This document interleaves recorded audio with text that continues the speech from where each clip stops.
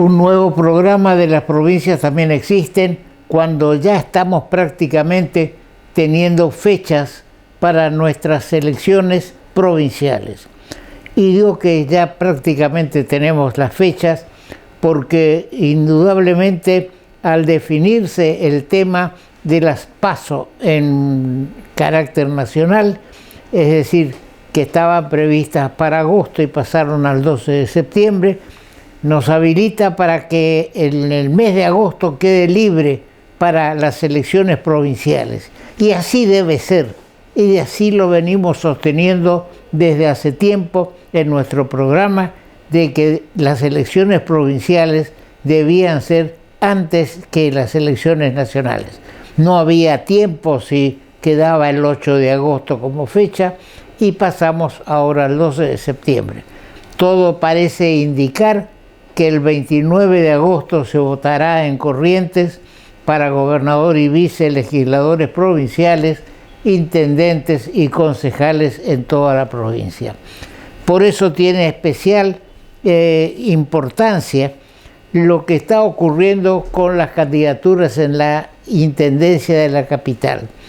Digamos que la Unión Cívica Radical proclamó su apoyo al actual intendente, el doctor Tassano, y se dice que ya prácticamente el vice Emilio Lanari también sería el compañero en esta segunda gestión de Eduardo Tassano, posible gestión. La candidatura lanzada del vicegobernador Gustavo Canteros está ahí en el aire, porque Canteros dice de que lo apoya al gobernador actual, a Valdés, como candidato a la reelección. Entonces tenemos como una situación a considerar si es que Valdés aceptará que en su lista esté consagrado o esté incorporado. ¿Por qué? Porque si va a haber una lista encabezada por el gobernador Valdés y que está como intendente Eduardo Tassano y otra lista con el gobernador Valdés y para intendente con Gustavo Canteros, puede llevar a confusión a aquel que quiera, votante que quiera darle su apoyo a Valdés, que tome la boleta de Valdés y no preste atención a lo que está ocurriendo en la elección de intendente. Veremos qué resuelve, el PRO y la Unión Cívica Radical sobre este tema, porque es importante saber si Valdés aceptará que esté dentro de su lista la boleta de Canteros. Todo parecería indicar de que no va a ser así y que no se le va a tolerar esa posible confusión. Ahora bien, en su momento se anunció Canteros que el MIT y el Partido Conservador Popular iban a integrar su movimiento para ser intendente de la ciudad de Corrientes.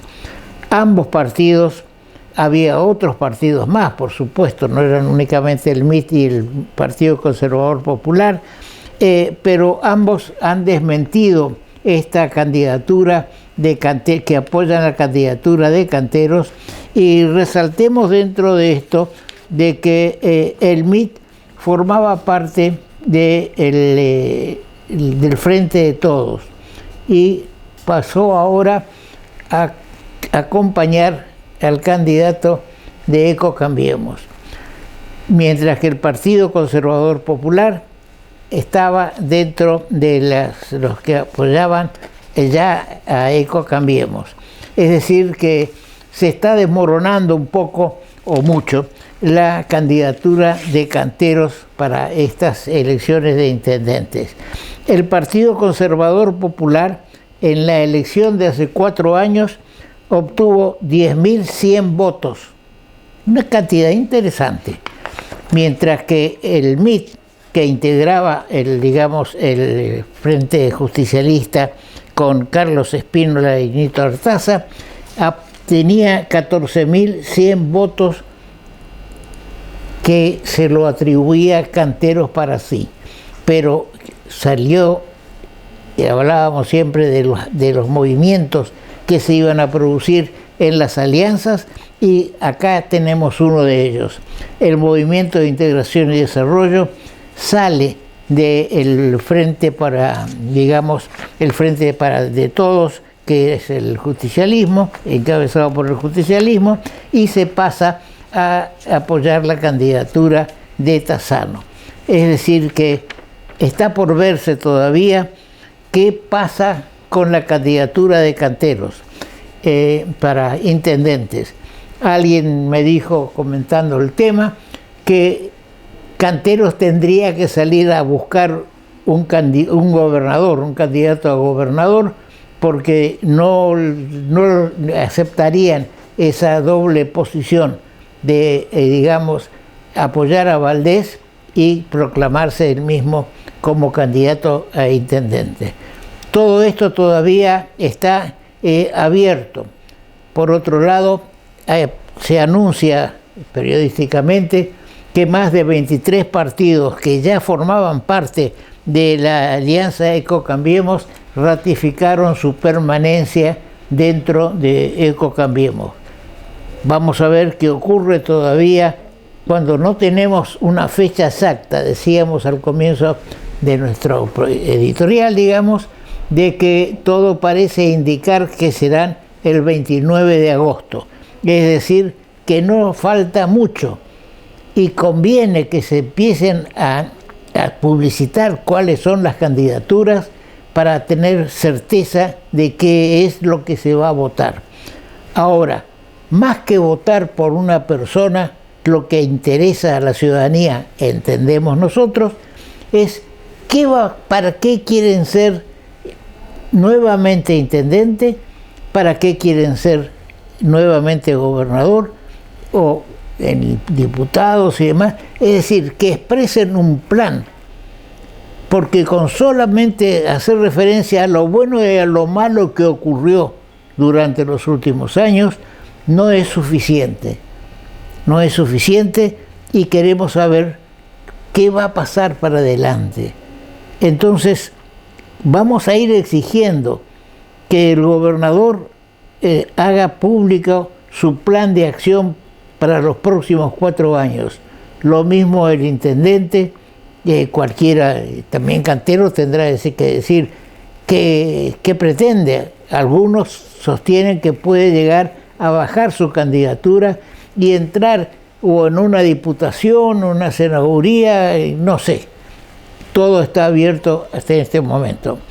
Nosotros tuvimos en el día lunes, ayer, tuvimos la presencia en Corrientes de la presidenta del PRO, la doctora Patricia Bullrich, que dio una conferencia de prensa y tenemos algunos pasajes de esa conferencia de prensa, y también presentó posteriormente su libro vinculado con su acción mientras estuvo al frente del Ministerio de Seguridad.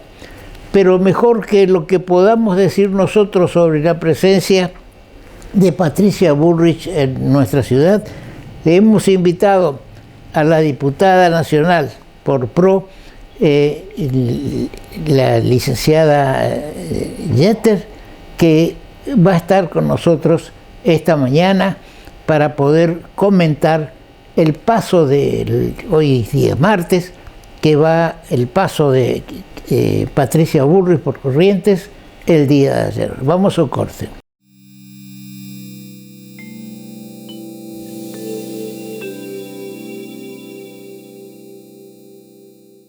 Ayer, hoy y siempre.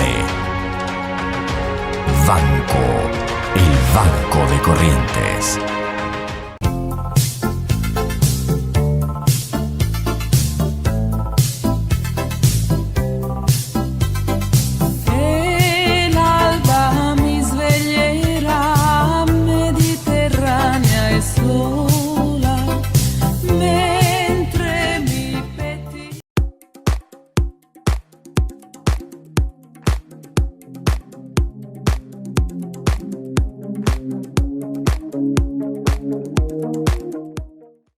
Hidrovía, vía libre para exportar.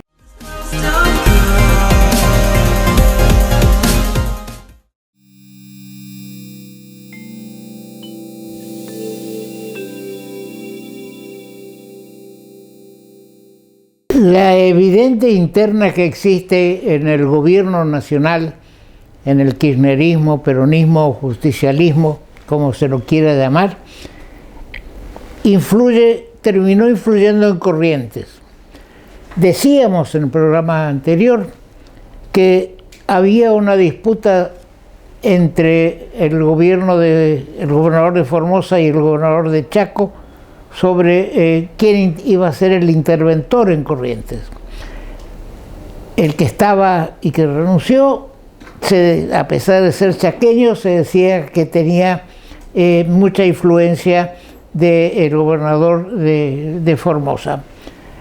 Después se anunció que iba a ser Benítez Mola, un chaqueño interventor en Corrientes, que se decía que era influencia de Capitanich. Al final resulta que va a ser interventor en el justicialismo de Corrientes un bonaerense, intendente de Hurlingham, un departamento de la provincia de Buenos Aires, de nombre Juan Zabaleta. Así, cuando se hablaba de Benítez Mola no había ninguna expresión de apoyo a su designación como, digamos, interventor del PJ correntino. La designación de Zabaleta está despertando adhesiones de algunos grupos, es decir, que la gestión que va a tener que hacer quien sea definitivamente el interventor en Corrientes del Partido Justicialista va a tener una ardua tarea para unificar el partido, porque tengamos en cuenta que el PJ va a tener que designar candidato a gobernador, vice, legisladores nacionales y todo el interior, en todo, digamos, intendentes y concejales. Tratar de equilibrar las fuerzas no va a ser tarea fácil. Se dice que el intendente, el de Hurlingham, designado interventor, es una persona hábil en estas concepciones políticas, lo que se le negaba en algún momento a Benítez Mola como una persona muy joven y que tenía poca experiencia en el manejo político. Y también se quería evitar un poco la intervención o la influencia de Coqui Capitanich, gobernador del Chaco, o del gobernador de Formosa. Ahora se trae un interventor que va a responder directamente, se dice que va a responder directamente al presidente Fernández, pero sabemos todos que el presidente Fernández es una pieza del tablero y que si alguna vez jugamos al ajedrez, vemos que quien tiene movimiento en todas las, digamos, sentidos, que puede ir para adelante, puede ir para los costados en el tablero, es la presidenta, la reina del tablero. Y el presidente tiene un movimiento muy estático, está ahí, digamos, el rey en el tablero, a quien yo asimilo al presidente en este juego de ajedrez. Está en el tablero el rey, tiene movimiento, puede mover un casillero únicamente, y está a la espera del jaque, que se dice el jaque al rey, y es la reina la que tiene los movimientos para defenderlo al rey o para manejar la posición del rey en el tablero. Si trasladamos este juego de tablero de ajedrez a la situación nacional, vemos que la reina es la que está manejando todo el proceso político y ahora se le agrega el proceso económico. Inconcebible que un presidente, que un ministro no pueda pedirle la renuncia a un subsecretario porque la vicepresidenta, que está en estos momentos de ausencia del presidente en el país, está ejerciendo la presidencia, se opone a que un tal Basualdo, subsecretario de Energía, se le acepte o se le pida la renuncia o se lo renuncie directamente. Veremos qué pasa con la gira que está haciendo el presidente por una parte del mundo, está Portugal, España, Francia y el Papa. Hasta Juan Grabois, un hombre que está también con una designación en el grupo del Vaticano, hacen algunas críticas al gobierno de Fernández. También hay otros funcionarios del gobierno de Fernández que critican las medidas como esta de la tarjeta alimentaria y demás. Es decir, que no hay un gobierno claro. El presidente está acotado en sus movimientos, muy acotado. Y yendo al tema de la salud, en Ensenada se hizo un acto antes que viaje el presidente. Tenemos la imagen que va a poner el señor director, donde hay una multitud para demostrar la supuesta unidad del partido, del gobierno de Fernández y de Cristina y también del presidente de la Cámara de Diputados. Si ellos no se cuidan, y la ministra de Salud, Carla Bisotti, dice que está muy preocupada por lo que ocurrió en Ensenada, donde se ve una multitud sin barbijo, y cuando nos limitan a nosotros que no podemos reunirnos en nuestra casa, aunque tengamos un patio grande, no podemos reunirnos 10 personas con nuestros familiares. Vemos esta imagen que nos trae la duda de qué tenemos que hacer. ¿Cumplimos lo que nos dicen o resulta que hacemos lo que queremos? O el gobierno puede hacer grandes concentraciones, y seguramente esto lo vamos a ver en la campaña electoral. Concentraciones masivas del gobierno, y si hay alguna concentración que exceda un poco los límites vigentes de la oposición, o va a ser intervenida o parada.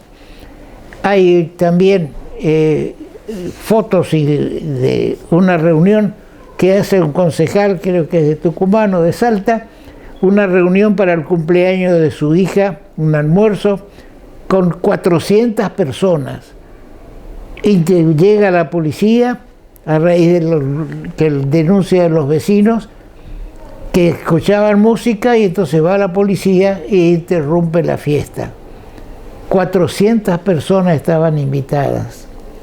Y tenemos acá en Corrientes un casamiento familiar, y que estamos teniendo que reunirnos, y los invitados mandar nuestros datos, nombre completo, número de identidad, documento de identidad, los que estamos invitados a una reunión muy limitada. Entonces, por ahí pensamos, ¿y dónde se hizo en esta reunión de 400 personas por los 15 años de la hija de un concejal? En el sindicato de camioneros, en un terreno que tiene el sindicato de camioneros, en un country. Parece que el sindicato de camioneros tiene ciertos privilegios. Ahora se le dan 4.000 vacunas a Moyano para que se vacune a los grupos que hacen tránsito al exterior. Yo no digo que analizando a fondo no deban ser inmunizados, pero que lo inmunice el Estado. ¿Por qué darle 4.000 vacunas a Moyano, que no sabemos si se van a aplicar a 4.000 personas? Porque por ahí también tenemos que el país está teniendo cerca de 15.000 vacunas compradas y vacunadas 15 millones, vacunados 7, 8, 9, 10, 11 millones las 10 vacunados. ¿Dónde están las otras vacunas? Y ahora se entregan 4.000. Cuando yo hubiera preferido y el país hubiera preferido que los camioneros que van a realizar ese transporte internacional vayan al hospital a vacunarse. Ahora seguramente los van a vacunar en el sindicato de camioneros. ¿Y se utilizarán las 4.000 vacunas o la mitad y un pedazo se colocan en el mercado? Bien, todo esto esperemos poder analizarlo a fondo en las plataformas de los partidos políticos. Por eso es importante la presencia de Patricia Bullrich en Corrientes y en la reunión que vamos a tener con la diputada Ingrid Jeter.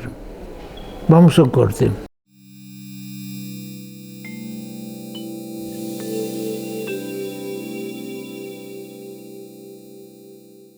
Ayer, hoy y siempre. Banco, el Banco de Corrientes.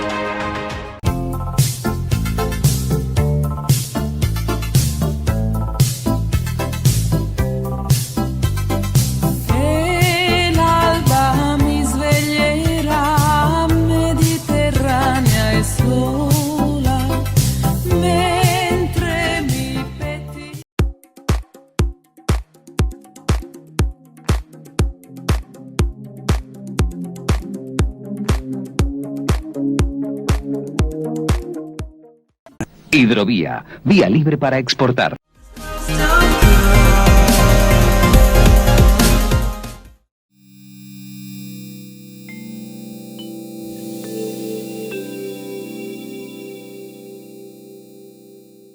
Como decíamos, estuvo en Corrientes Patricia Bullrich.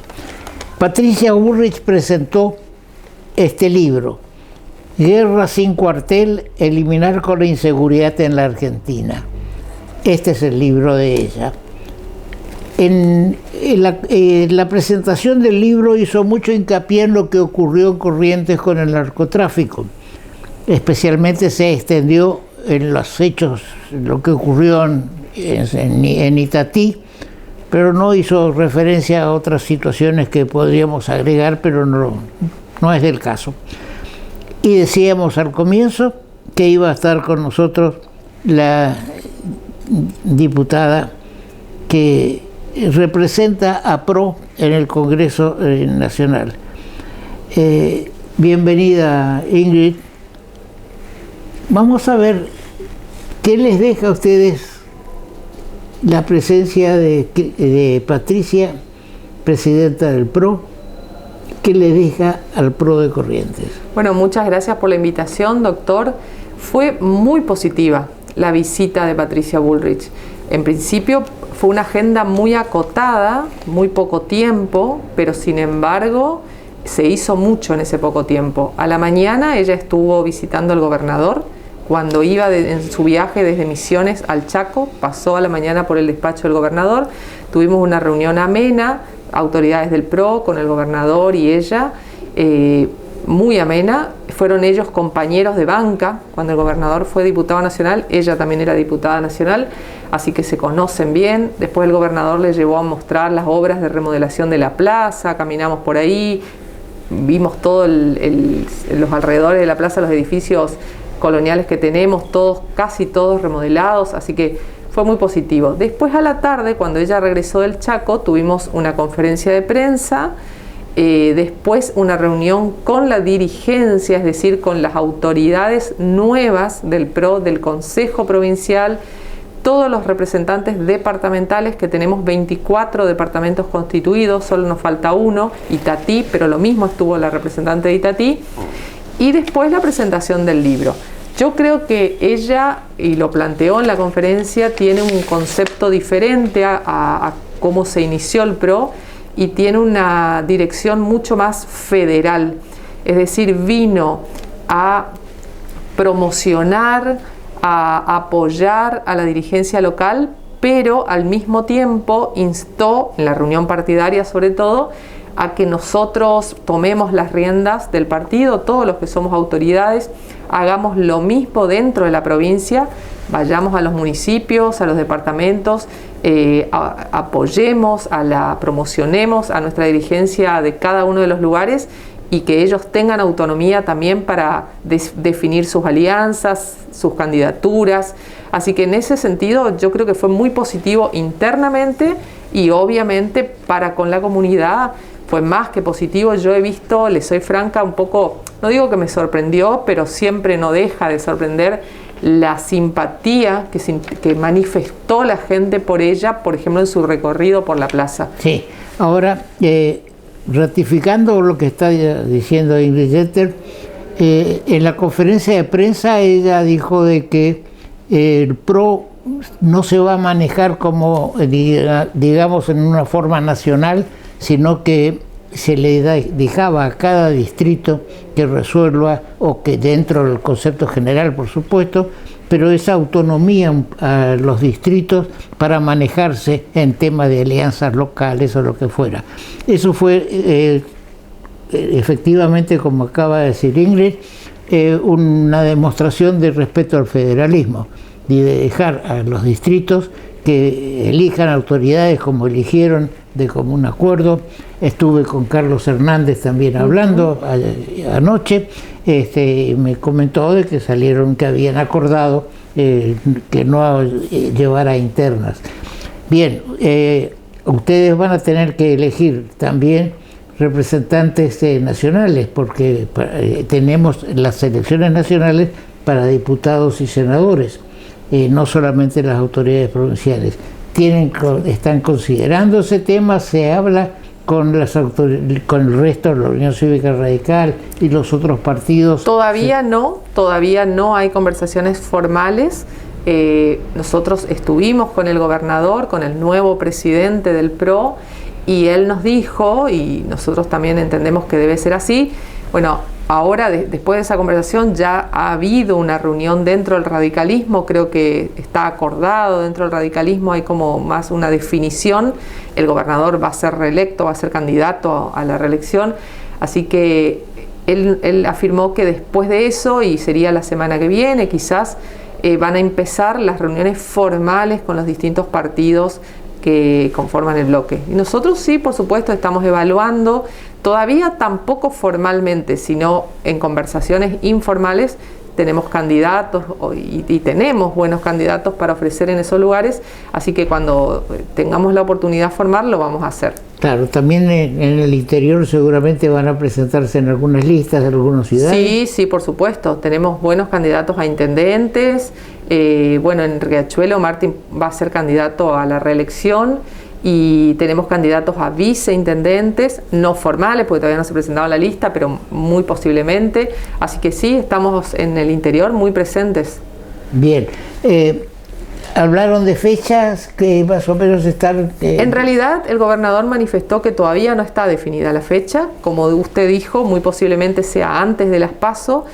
Personalmente considero que sería bueno que sea antes de las nacionales, entonces ya se define, digamos, la provincia y después nos dedicamos solo a las nacionales, pero no hay fecha definida. Yo tengo la misma información que usted, que muy posiblemente sea el 29 de agosto, pero tampoco está definida.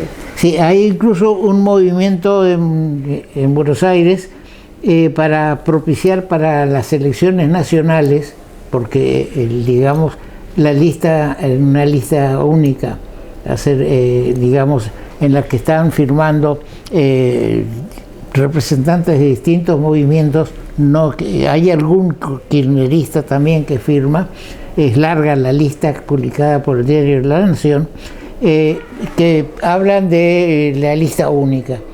Eso, ¿cómo lo consideran ustedes? ¿Es positivo? Porque acá vamos a tener, si hay 23 partidos que ya se manifiestan a favor de Tassano, más los que puedan haber del Partido Justicialista, que estará también otra vez alrededor de 17, 18, más los que pueda crear Canteros por otro lado, va a haber que tener una mesa llena de boletas que va a ser muy difícil manejar. Sí, en realidad yo soy autora de uno de los proyectos de boleta única, así que estoy absolutamente a favor. Por supuesto, toda la discusión todavía es en el ámbito nacional, pero en el proyecto se invita a las provincias a sumarse.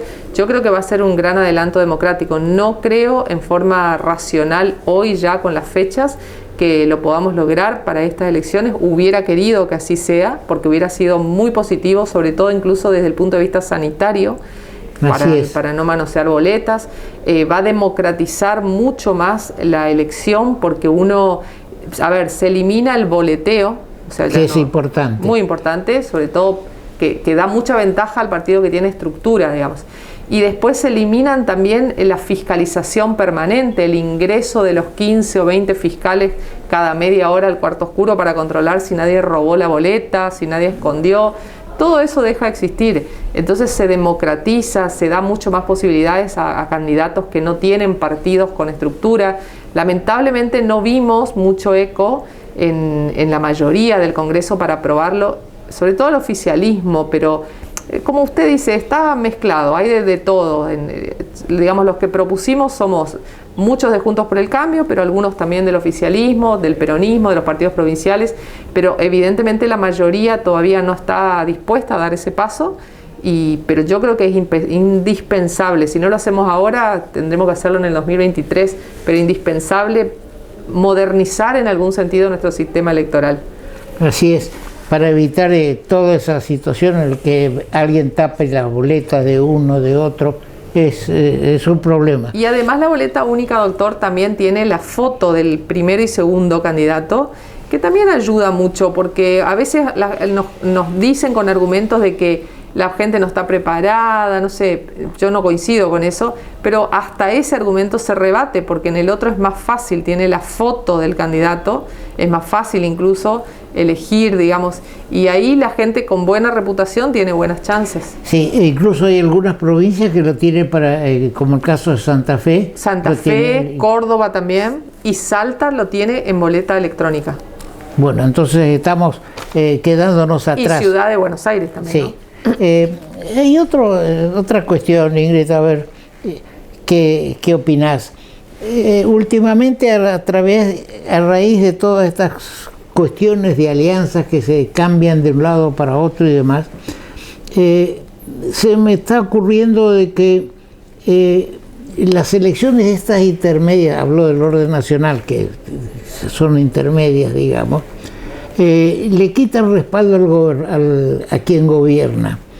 Porque si se elige diputados nacionales por 4 años, resulta que el próximo presidente asume con la mitad de diputados del otro presidente que se fue.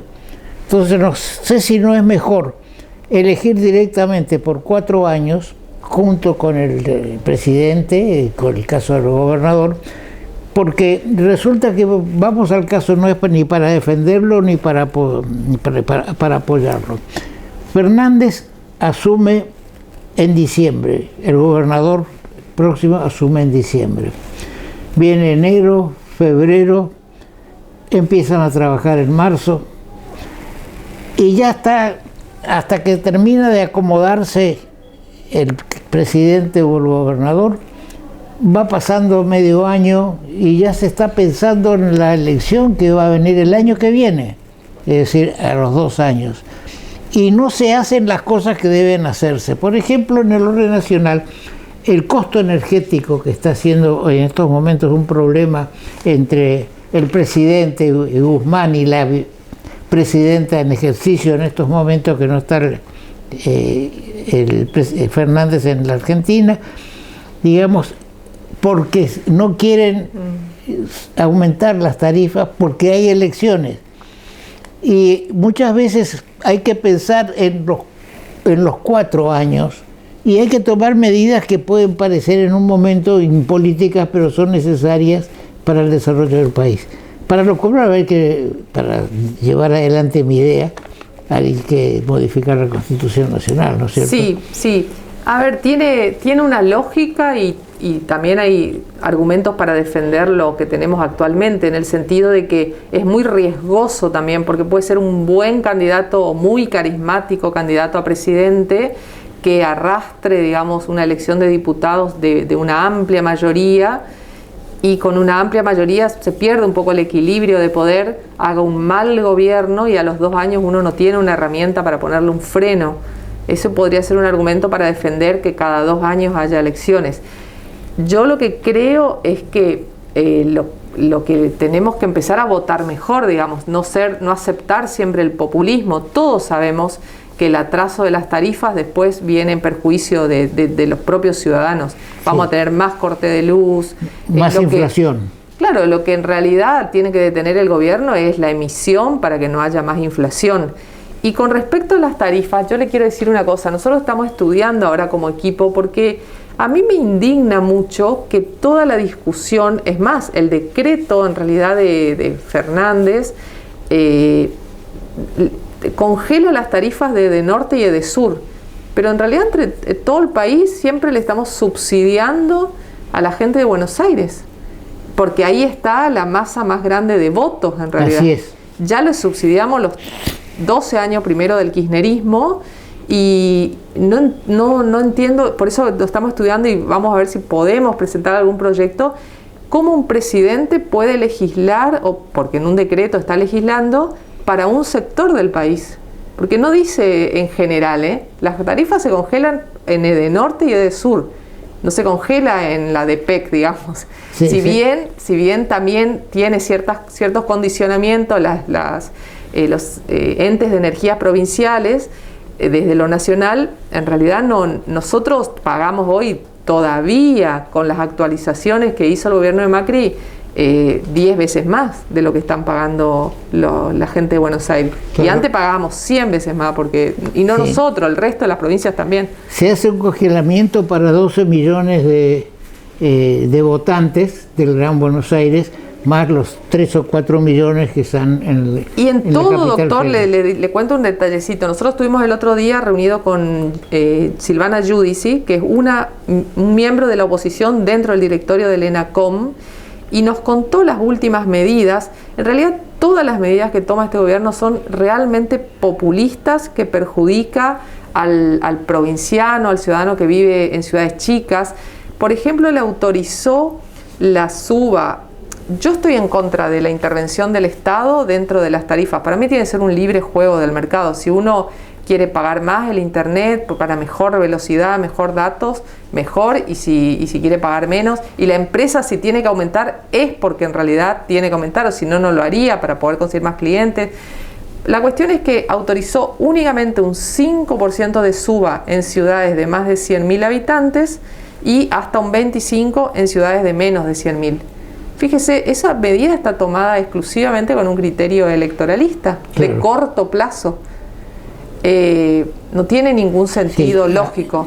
Y un porcentaje que usted paga y que yo pago en el servicio de internet va a un fondo que está previsto para promocionar, por ejemplo, donde ningún proveedor privado le conviene ir, a La Quiaca, en un lugar lejano, pero hay personas ahí. Entonces con ese fondo el Estado debería poner una antena para que esa gente pueda tener internet.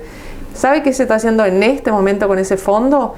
Comprando tarjetas de datos y repartiendo en los barrios humildes del conurbano bonaerense. Sí, todo se hace en función de esa gran concentración que hay en la provincia de Buenos Aires. Yo pienso que habría que dividir, hacer 2 provincias, porque los problemas que tiene el conurbano no son los mismos que tiene el oeste de la provincia de Buenos Aires, y que tiene que aceptar las resoluciones que se hacen para ese gran Buenos Aires. Otra cuestión, estamos acostumbrados a hablar de capital federal.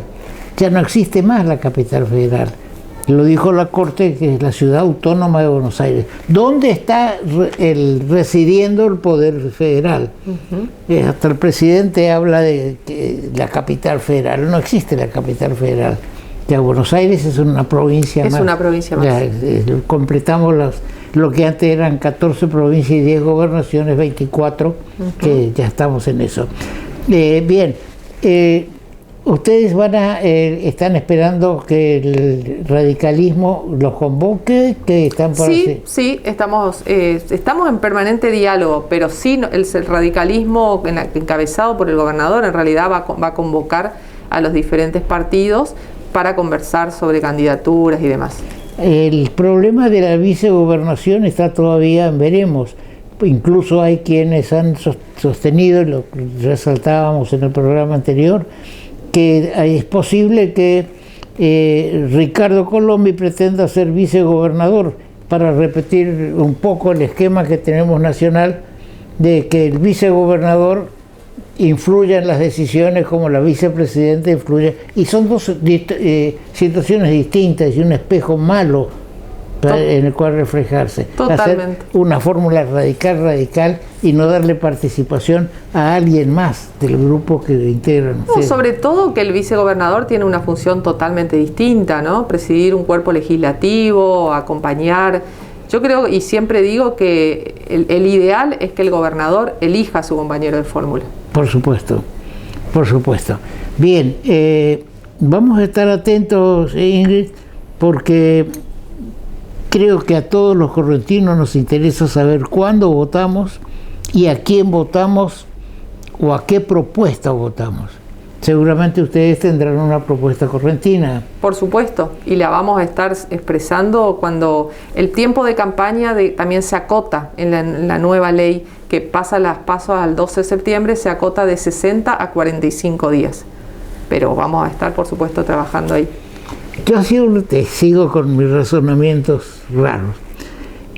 En la postergación de los 30 días les conviene a ambos grupos.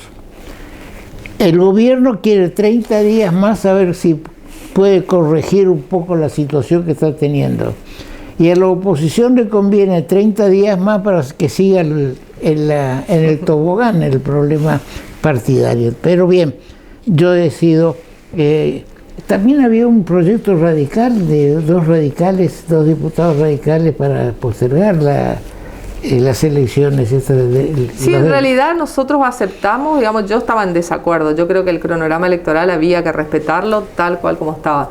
Pero bueno, la mayoría de la mesa de Juntos por el Cambio aceptó con el condicionamiento de una cláusula cerrojo de que no se vuelva a modificar. Era un poco preservar las pasos. Se pensaba que si no se aceptaba eso directamente la mayoría, el oficialismo unido a los otros bloques, iban a suspender directamente las pasos o la iban a llevar el mismo día que las nacionales. Bueno, fue una decisión de la mesa y nosotros vamos a acompañar. Bien, el presidente y los 22 gobernadores, salvo la ciudad autónoma de Buenos Aires y de la provincia de Buenos Aires, 22 gobernadores estaban dispuestos a que se suspendan las elecciones primarias. Es decir, que mientras que el kirchnerismo, para resolver sus problemas en la provincia de Buenos Aires, quería las pasos. En definitiva, una vez más, Cristina doblegó la intención del presidente. El tema de la vacunación. Mientras todavía no se termina de vacunar a los agentes de la salud, a la gente que está en la salud, se le da 4.000 vacunas a los camioneros. ¿No tendríamos que respetar un poco el balance inicial? Incluso en el interior de la provincia hay venta de vacunas. Hay una enfermera que está haciendo el Sí, de eso hablamos ayer con el gobernador y él dijo que ordenó la inmediata denuncia, apartamiento del cargo, denuncia y que no se perdone absolutamente a nadie que haya estado involucrado en eso. Y por otro lado, yo creo que sí, que lo ideal es respetar el calendario, digamos, primero el personal de salud, después la gente por la edad. Porque la edad es en esta enfermedad muy definitorio. Digamos, la mayoría de la gente que padece seriamente la enfermedad o que fallece es la gente que tiene más edad. Entonces hay que respetar eso y la gente con riesgo, que hay enfermedades prevalentes que tienen más riesgo. Y después nosotros presentamos el proyecto para que también la gente que trabaja en prensa esté incluida como personal esencial, como los maestros y los policías. Es decir, cuando se alcance, ahora se están vacunando maestros más jóvenes que la edad general, digamos, y policías o fuerzas de seguridad que también son más jóvenes o tienen alguna enfermedad prevalente. Bueno, nosotros consideramos que ahí tenían que estar también los medios de prensa, la gente, los mobileros, los fotógrafos, la gente que está todo el día también en la calle, o como usted haciendo reportaje, porque se fueron considerados esenciales, nunca dejaron de trabajar y sin embargo no están incluidos en ningún plan de vacunación. Sí. Pero bueno, insisto, yo creo que lo primero es la gente de más edad, más de 60, una vez que uno tiene todo el personal de salud, todo el personal de más de 60 vacunado, bueno, puede empezar con grupos especiales. Y los camioneros, no sé, la verdad, lo que no me gusta es que haya sido como un logro de una persona porque se impone. No, todo hay que hacer mucho más racional, más razonable. Si es para solucionar, por ejemplo, había mucho problema en Paso de los Libres, Uruguayana, ¿no? Porque los argentinos le hacían el hisopado, la cuarentena. Ahí la gente del cruce, las empresas incluso conmigo se comunicaron y me dijeron, no podemos pagar nosotros y ver cómo se puede vacunar exclusivamente a los camioneros que hacen tránsito internacional para que sea más fluido. Bueno, lamentablemente esa posibilidad no existe de comprar la vacuna, ¿no? Entonces, bueno, pero yo creo que así el logro y menos Moyano, que se vacunó él, la mujer y el hijo de 18 años. Sí, el gobernador anunció al comienzo de la pandemia que iba a comprar 300.000 vacunas para Corrientes, pero de la Nación pararon la posibilidad de hacerlo. Bien, nosotros vamos a poner algunas de las cosas de lo ocurrido tanto en la conferencia de prensa como en la disertación de Patricia Bullrich en la presentación de su libro. Bien, muchas gracias por tus conceptos, como siempre, Ingrid, y esperamos que avancemos con la definición de fecha, ver quiénes están en un tema y qué se quiere hacer.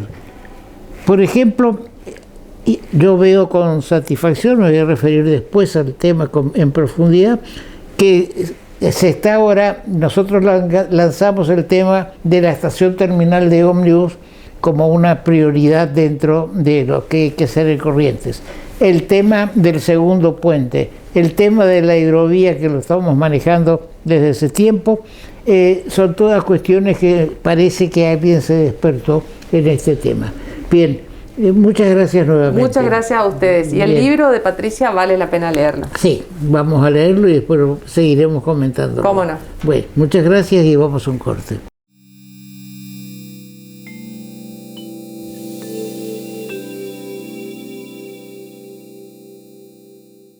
Ayer, hoy y siempre.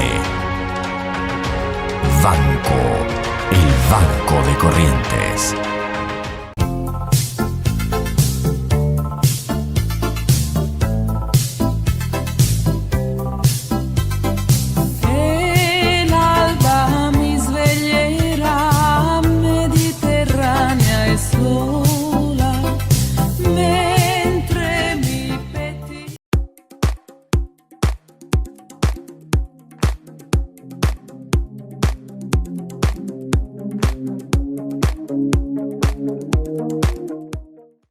Hidrovía, vía libre para exportar.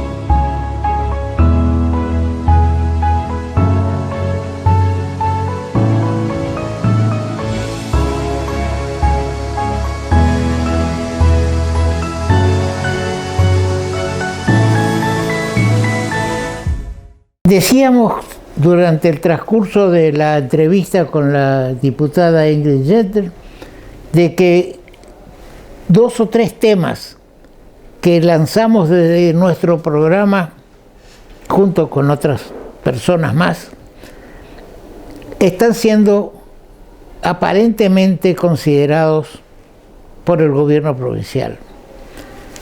Digo aparentemente porque hablamos nosotros incluso con el exministro de Obras y Servicios Públicos de la provincia, el doctor Marcelo Falcioni, el tema de la terminal de ómnibus. La información periodística nos dice que habría un estudio de la nueva terminal en la ciudad, pero nadie lo conoce. ¿Dónde estaba previsto? O si se habló alguna vez del tema, ¿por qué no se explica cuál es la posición del gobierno provincial en cuanto a la ubicación de la nueva terminal de ómnibus? ¿Qué pretende? Dicen que el cambio de ministros nacionales atrasó todo el proceso en estos últimos días que ocurrieron a raíz del fallecimiento del ministro de Transporte. Pero bien, veamos, hay otras formas de financiar la construcción de la terminal. Lo decía el doctor Falcioni en el programa anterior, se puede licitar la construcción otorgando la concesión de la terminal. Todo es posible en la medida que lo conversemos y que podamos llegar a una conclusión. También el diario Litoral menciona que el sueño del puente nace en Burucuyá. Resulta que un intendente que tuvo en Burucuyá hace muchos años pedía en 1945 que se hiciera el puente ferroautomotor con el Chaco. Parecería que él fue el primero que concretó una posición de este tipo. Yo creo que habrá sido formalmente en el año 45, era el gobierno militar del presidente Farrell. Es posible que haya sido el que concretó un pedido, pero que, digamos, que sea el nacimiento del puente, del deseo, del sueño del puente, esa actitud, digamos, que se concretó después con el puente General Belgrano, pone un poco de duda. Pero bien, se hace el puente General Belgrano en otro gobierno militar. Se inaugura con el presidente Lanusse y con el gobernador electo en ese momento, en esos días, de Julio Romero. Ahora se hace un análisis de la estructura del puente. Venimos diciendo durante mucho tiempo de que hay que controlar el tránsito en el puente. Vemos pasar camiones y camiones inmensos. Nadie piensa cuántas toneladas están pasando, porque no es uno que va, sino que son varios que van y varios que vienen. Y me cuenta gente, yo hace tiempo que no hago el cruce, gente que está haciendo el cruce en estos momentos y que se produce, uno ve desde acá, desde la costanera, uno ve el puente como una playa de estacionamiento, que cuando pasa un camión grande el puente tiembla. ¿Hasta cuándo tiembla? ¿Hasta que se caiga? Hay que poner básculas para pesar los camiones. Si eso atrasa a los camioneros, y que atrase. Que se acostumbren a que tienen que cumplir con el cartel que tiene del lado chaqueño el puente, que no más de 4 toneladas, o 45 toneladas, perdón. Entonces, ¿qué estamos esperando? ¿Es posible? No es posible. Debe impedirse que el puente sea una playa de estacionamiento, ni de camiones, ni de autos, ya sea porque se controla por la pandemia o por lo que fuera. que no se deje subir al puente. El puente es para transitarlo y irse. Ya un puente similar en Italia cayó, pero en Italia reconstruyeron el puente en menos de 2 años. Y nosotros seguimos todavía hablando del segundo puente. ¿Y qué pasa con el cruce de Reconquista y Goya Reconquista? No se puede, que hay una balsa que en estos momentos no está funcionando por la bajante del río, por lo que fuera. Pero el recorrido de la balsa de Goya Reconquista se puede limitar mucho al cruce únicamente del río Paraná. Pero después, para llegar a Reconquista hay que hacer un trayecto con puentes sobre tierra, sobre bañados, que no es tan oneroso que se encare. Con lo cual el cruce de la balsa sería mucho más corto, o de las lanchas que puedan llevar pasajeros de un lado al otro. Todo eso ha sido considerado en nuestro programa y seguimos insistiendo con eso.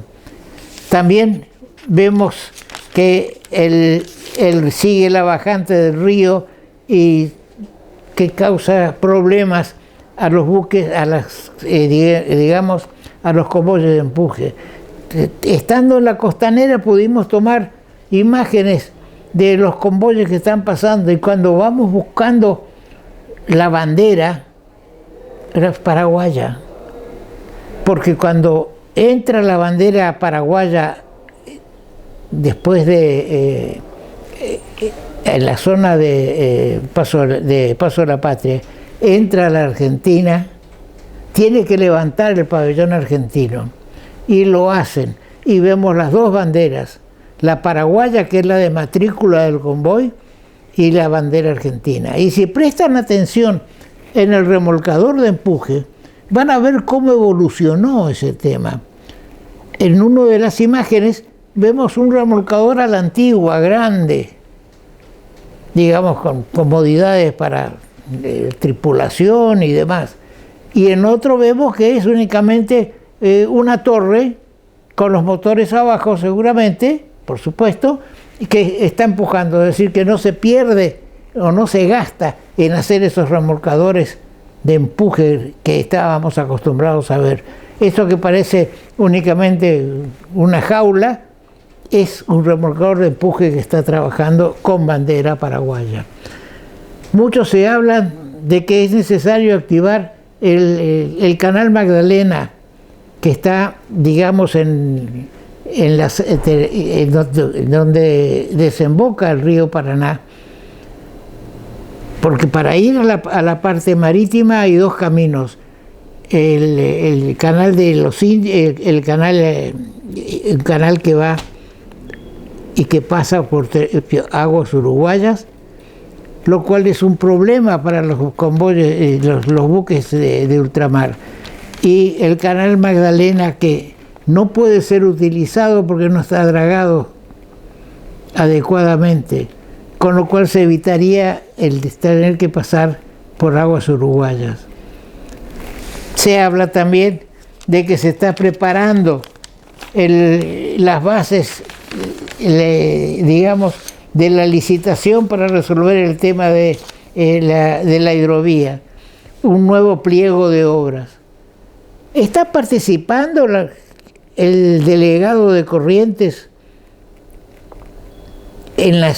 sabe que hay un pliego de obras? ¿Qué dice el pliego de obras? ¿Se va a resolver esto directamente?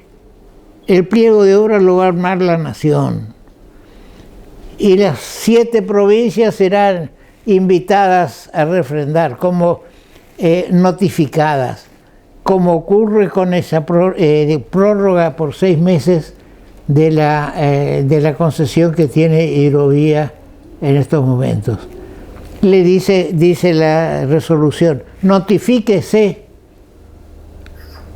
a esa empresa vinculada en la cual están representadas las provincias.